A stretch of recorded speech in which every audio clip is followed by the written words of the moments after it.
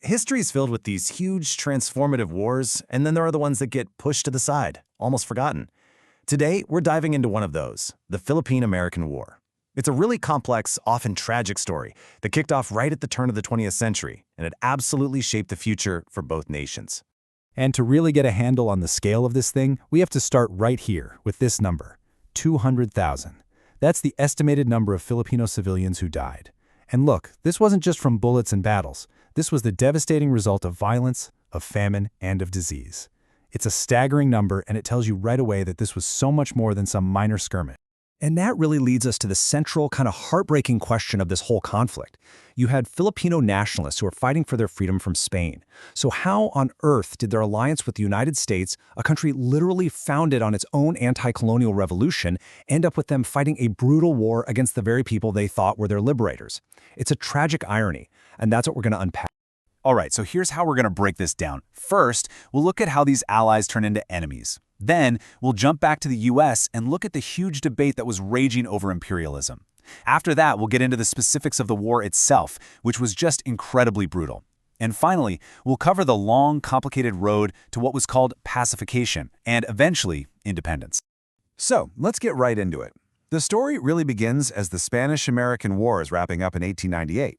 A peace treaty was signed in Paris, and while it was supposed to end one war, it really just lit the fuse for a whole new one. Okay, the timing here is absolutely critical. I mean, look how tight this is. In late 1898, Spain sells the Philippines to the US for $20 million. Then, on February 4th, 1899, the shooting starts between US and Filipino forces in Manila. Just 2 days later, 2 days, the US Senate votes to ratify the treaty, making the annexation official. The war had already started before the deal was even formally sealed. And this, right here, is the most important piece of the puzzle. From the Filipino point of view, this was not an insurrection. They weren't rebels. Under their leader, Emilio Aguinaldo, they had already set up a government. They had declared an independent republic. They had fought the Spanish for this. And they saw the Americans as allies in that fight. So you can imagine, when it became clear the U.S. was just going to step into Spain's shoes, it felt like an unbelievable betrayal. Now, back in the United States, you might think this decision to just grab an overseas empire was a slam dunk. But no, not at all. It actually set off this massive, soul-searching debate across the entire country about what America was even supposed to be. The country was basically split right down the middle. On one side, you had the pro-annexation crowd. Their reasons were a mix of things. They wanted new markets in Asia, they were worried that if the US didn't take the islands, Germany or Japan would, and there was this widespread, paternalistic and often racist idea that Filipinos just couldn't govern themselves. But on the other side, the anti-imperialists were shouting that this was a total betrayal of American values, and their motives were mixed too. Everything from pure anti-colonial ideals to racist fears about what it would mean to bring non-white people into the American system to just plain old political opposition to the president. And this gets us to the power of words. The U.S. government very deliberately called this the Philippine insurrection. And that wasn't just a name. Calling it an insurrection makes it sound like an internal rebellion against a legitimate government.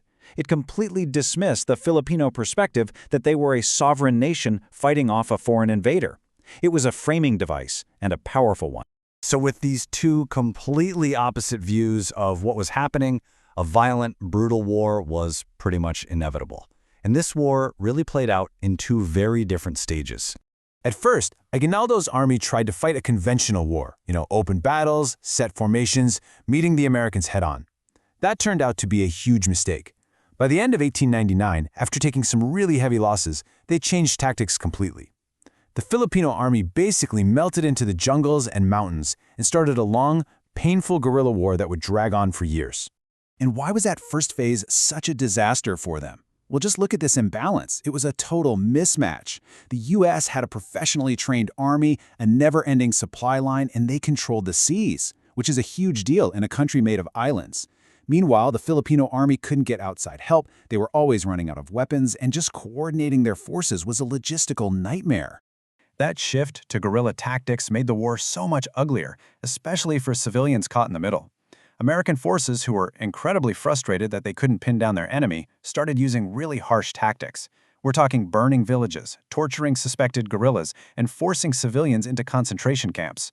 At the same time, Filipino fighters committed atrocities of their own. They tortured captured soldiers and went after any civilians they thought were helping the Americans. It was just a vicious, vicious cycle.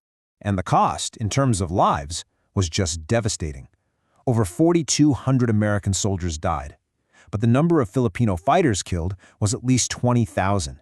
That's a nearly 5-to-1 ratio. And just remember, this chart doesn't even touch that massive number of civilian deaths we started with. But the American plan wasn't just about military force. While all this brutal fighting was going on, they were also running a political campaign. They were trying to win hearts and minds, so to speak, to try and stamp out the resistance from the inside. This was the pacification part. This whole campaign had a name. It was called the Policy of Attraction, and it was led by a guy named William Howard Taft, who would, believe it or not, later become President of the United States. The goal was pretty simple: split the Filipino resistance by winning over the elites, the wealthy, educated, and influential class.